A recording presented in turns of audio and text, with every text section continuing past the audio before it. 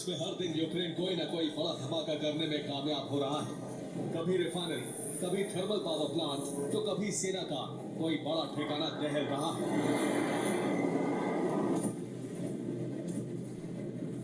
रूस जानता है कि यूक्रेन के इस हौसले की सबसे बड़ी वजह है यूरोप। इसीलिए अब पुतिन एक ऐसी प्लानिंग पर काम कर रहे हैं जो यूक्रेन के हौसले को खत्म कर सके, यूरोप को नई दहशत और चिंता में उलझा दे। यूक्रेन का मुद्दा यूरोप के लिए प्राथमिक न रहे। यूरोप पर हमले की तैयारी शुरू भी हो चुकी है। ये दावा इसलिए क्योंकि पुतिन की सेना यूक्रेन में हमले के अलावा ऐसा बहुत कुछ कर रही है जिससे जाहिर होता है कि रूस किसी बड़े महायुद्ध की तैयारी में है।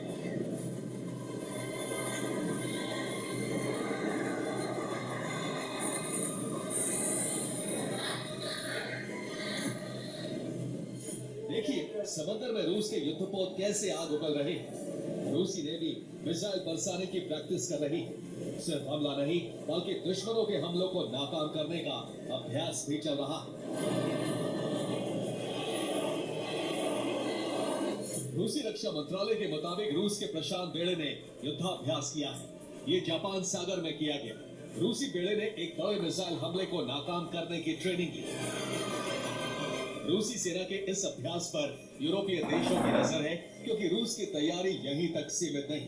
यूरोप को यह भी खबर मिली है कि रूस अपने हथियारों को अपग्रेड कर रहा है।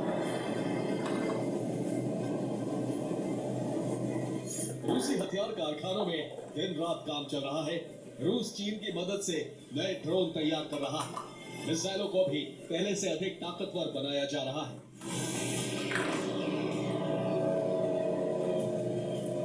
इसी अभियान के तहत रूस ईरान 3 ड्रोन बना चुका है। यूक्रेन में नए ग्लाइड बम और इस्कंदर मिसाइलों का इस्तेमाल शुरू हो चुका है।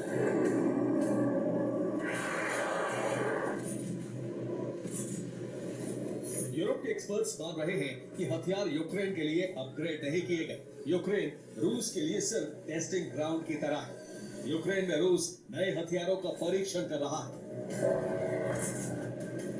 यूरोपीय वॉर एक्सपर्ट्स मान रहे हैं कि पुतिन लंबे समय से एक बड़े प्रोजेक्ट पर काम कर रहे हैं जिसका मकसद यूरोप पर हमला करना है। इसी मकसद को हासिल करने के लिए रूस में हथियारों का टेस्ट चल रहा है। बोरेवस्टिक जैसी मिसाइलों से शक्ति प्रदर्शन किया गया। रूस की सेना युद्धाभ्यास कर रही और हथियारों का स्टॉक तैयार किया जा रहा है।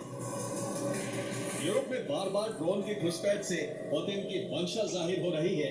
बेल्जियम में बार बार ड्रोन देखे जाने के बाद यहाँ नेटो का अनुच्छेद 4 लागू किया जा रहा है। नॉर्वे अपनी सीमा पर नई फेंसिंग लगा रहा है।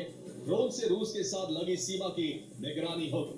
नॉर्वे और रूस के बीच 198 किलोमीटर लंबी सीमा है। अज्ञात ड्रोन की वजह से लिथुआनिया के सबसे बड़े हवाई अड्डे को कई घंटे तक बंद करना पड़ा। अब सवाल है कि क्या बर्फबारी के बीच ही नए युद्ध की शुरुआत हो जाएगी। ऐसा इसलिए मुमकिन हो सकता है क्योंकि रूस यूक्रेन में हथियार सप्लाई रोकवाना चाहता है। यूरोपीय देश पर हमले से यूक्रेन से ध्यान हट सकता है। यूरोपीय देशों में यूक्रेन के मुद्दे पर मतभेद हो सकता है। यूरोप पर हमले का खतरा इसलिए भी है क्योंकि रूस कैलिनिनग्राड को लेकर कई दावे कर रहा है। रूस में बार बार ये खबर चल रही है कि नेटो रूस पर हमले की तैयारी कर रहा है। रूस के उप विदेश मंत्री का एक इंटरव्यू चलाया जा रहा है। रूसी मंत्री का दावा है कि नेटो कैलिनिनग्राड को ब्लॉक करने की तैयारी में है। कैलिनिनग्राड के पास सैनिक और हथियारों की तैनाती की तैयारी है। यूरोप पर कैलिनिनग्राड को मुद्दा बनाकर भी हमला किया जा सकता है। यही वजह है कि यूक्रेन की मदद पर रणनीति के साथ ही यूरोपीय देश भी लगातार हथियार प्रोडक्शन बढ़ाने पर काम कर रहे हैं।